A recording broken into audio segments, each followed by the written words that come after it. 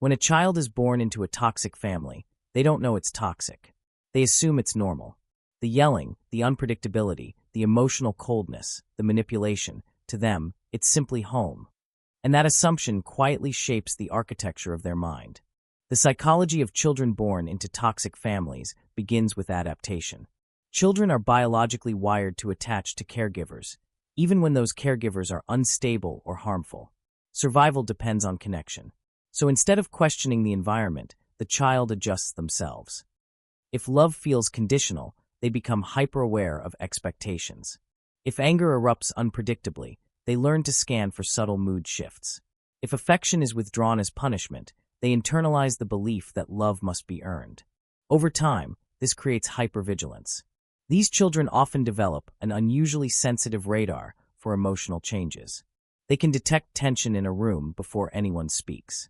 What looks like maturity is often a nervous system trained to anticipate danger. Their stress response activates quickly because unpredictability was once the norm. The body remembers what the mind tries to minimize. Another common pattern is role reversal. In toxic families, emotional boundaries blur. A child may become the peacemaker, the therapist, the responsible one, or even the emotional caretaker of a parent. Psychologists call this parentification. On the surface, it produces competence and independence. But internally, it can create chronic pressure and suppressed needs. When a child learns that their value comes from stabilizing others, they may grow into adults who feel responsible for everyone's emotions except their own. Shame also takes root early. In dysfunctional environments, blame is often misplaced. Instead of accountability from adults, children absorb criticism. They may hear, directly or indirectly, that they are too sensitive, too difficult, or never enough. Because children are egocentric in development, they assume problems in the family must somehow be their fault. This creates a deep internal narrative.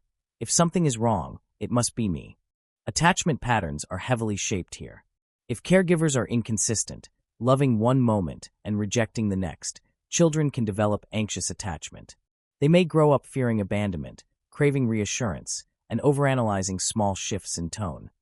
If caregivers are emotionally unavailable, avoidant patterns may form. The child learns that relying on others leads to disappointment, so emotional independence becomes self-protection.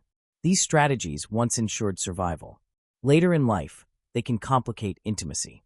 Emotional regulation is another key area affected. Toxic households often lack modeling of healthy conflict resolution. Instead of learning how to process anger, sadness, or fear safely, children may either suppress emotions or experience them intensely without tools to manage them. Suppression can look like numbness. Intensity can look like volatility. Both are attempts to cope with overwhelming early environments.